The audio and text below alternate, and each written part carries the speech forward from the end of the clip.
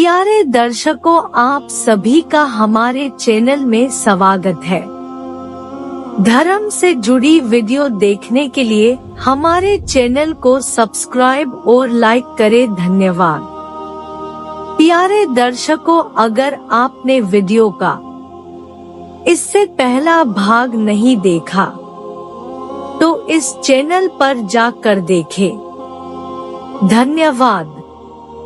पिछली वीडियो में हमने देखा कि साखी मर्दाने के साथ, और अब आगे हम यह दुआ करते हैं कि प्यारे दर्शकों के ऊपर वाहिगुरु कृपा करे। सभी प्रेम से बोलो वाहिगुरु। अगर आप गुरु जी से प्यार करते हो तो वीडियो को पूरा देखें। धन्यवाद। भाई बाला का कथन। एक बार वही रुहेला जो पहले गुरु जी को पकड़ कर ले गया था, फिर आया, उसने गुरु जी को बाल अवस्था में देखा तो फिर पकड़ कर ले गया।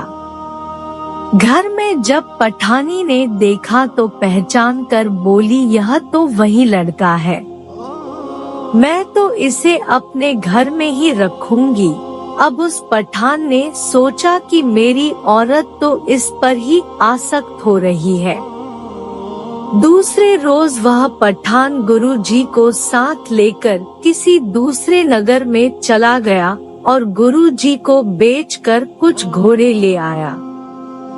जिसने गुरु जी को खरीदा था वह आपको अपने घर में ले गया और घर का सभी काम गुरु जी को सौंप दिया। गुरु जी ने दूसरे दिन उस नगर का अन्न, पानी और अग्नि तीनों वस्तु बंद कर दिए। तब सभी नर नारी हैरान हो गए। सभी परमात्मा से प्रार्थना करने लगे, हे खुदा, यह क्या कहर नाज़िल हुआ है जो सभी कुछ हमारा रुक गया है। अब सभी लोग इकट्ठे होकर अपने पीर मुर्शद मनाने लगे। सभी ने बहुत ही जोर लगाया परंतु कुछ भी न बना। तब गुरु जी ने अपने पठान से कहा, यदि तुम गुरु नानक धर्म को स्वीकार करो तो सभी वस्तु तुमको प्राप्त हो जाएगी। यदि तुम अपने ही पीर फकीर मनाते रहे तो तुमको कुछ भी मिलने का नहीं। उस पठान ने लोगों को बुलाकर कहा कि मैं जो गुलाम कल खरीद कर लाया हूँ, वह कहता है कि गुरु के शिष्य बनो, तब यह खुदा का कहर दूर होगा, नहीं तो कभी भी नहीं होगा। लोगों ने कहा, भाई मरता क्या नहीं करता, चलो इस गुलाम की बात ही मान कर देख लो। वह सभी गुरु जी के शिष्य हो गए। गुरु जी ने अपने पवित्र पावम धोकर चरणामृत पिलाया। तब सभी पदार्थ उनको भली प्रकार प्राप्त हो गए। तब सभी ने गुरु जी की अपार स्तुति की। गुरु जी ने उसको सत्य, दया, अतिथि सत्कार, साधु संत की सेवा, धर्मशाला का बनाना, सबसे प्रेम आदि पवित्र उपदेश किया। पहली प्रकार उस पठान को पत्थर के नीचे से अपार धन दिलाया। उस मुगल ने हाथ जोड़कर प्रणाम किया और कहा, हे महाराज, अब आप पर कोई भी प्रतिबंध नहीं है। हे महाराज, मैं आपको किस मुख से कहूँ कि आप चले जाएं? जाना और रहना यह तो आपकी इच्छा पर है।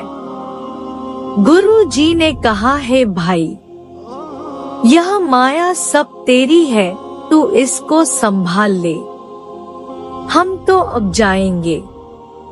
तब गुरु तू जी ने उन पठानों को प्रसन्न करके फिर उसी रोड़ी के ऊपर आ बैठे। दूसरे दिन वही रुहेल फिर आया। उसने फिर गुरु जी को जो बालक बने बैठे थे फिर ले गया और किसी और नगर में आपको बेच आया। जो ले गया उसकी औरत गुरु जी को अत्यंत ही चाहने लगी।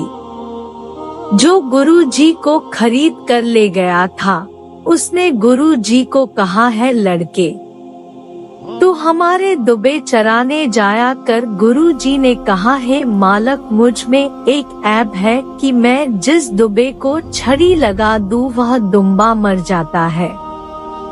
इसीलिए मेरे माँ बाप ने मुझे घर से निकाला हुआ है। अगर तुम्हें विश्वास नहीं तो तुम मेरी परीक्षा लेकर देख लो।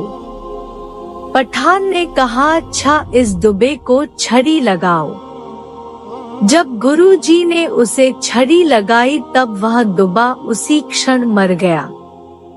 अब उस पठान ने कहा, लड़के अब इस दुबे को जीवित करके दिखा, फिर मैं तुमको और कोई काम दे दूंगा।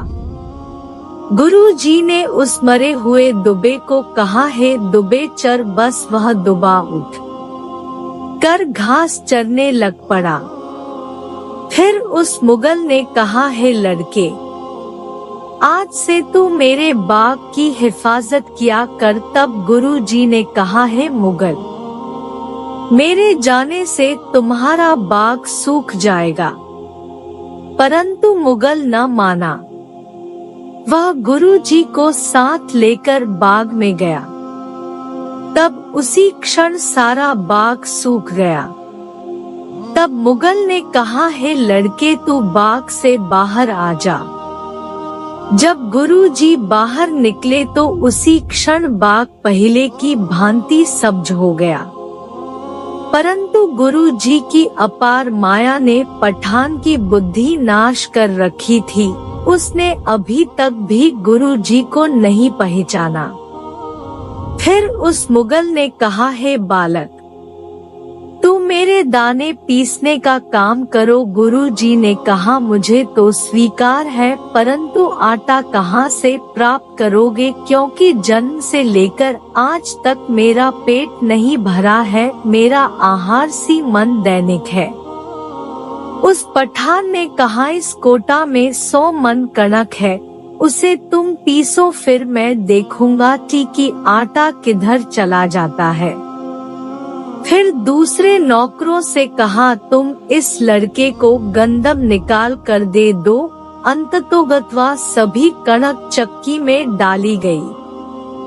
गुरुजी ने हाथ भी नहीं लगाया, परंतु चक्की चलती रही और 1 तोला भी आटा नहीं निकला। जब यह दृश्य मुगलानी ने देखा तो उसने शोर मचाना शुरू कर दिया है, मालक यह लड़का तुम कहाँ से ले आए हो? इसने तो हमारा घर तबाह कर दिया है।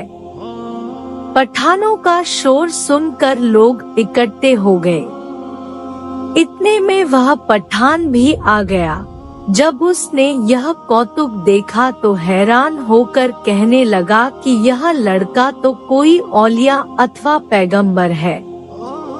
जब वे सभी गुरुजी के पांव पर गिरकर कहने लगा है, महाराज हमें क्षमा कर दो और आज से तुम स्वतंत्र हो, जिधर आपकी इच्छा हो जा सकते हो।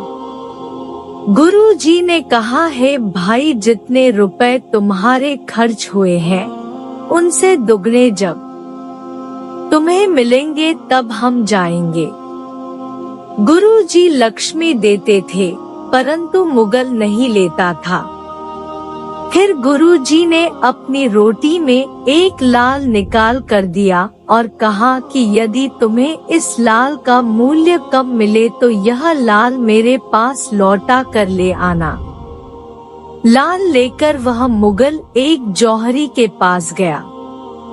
उस जौहरी ने कहा, भाई इसकी कीमत तो मेरे पास नहीं है, अपितु जितने रुपए तुमको दरकार हो सो ले जा सकते हो। अब वह मुगल लाल लेकर गुरुजी के पास आकर कहने लगा, हे महाराज यह लाल आप ही ले लो, तब मुझे प्रसन्नता होगी। तब गुरुजी ने कहा है, भाई आप तो लोगों को बेचकर पेट पूजा करते थे, जिससे तुम्हें नर्क भोगना पड़ा था, परंतु अब तो उस परमात्मा की तुम पर कृपा हो गई तथा तुमको लाल देकर कुकर्म से बचा लिया है। बस फिर क्या था? वह मुगल गुरु जी के चरणों में गिर गया तथा गुरु जी का शिष्य हो गया। देखा देखी बहुत से मुगल गुरु जी के शिष्य बन गए और सभी चाहे गुरु नाम स्मरण करने लगे।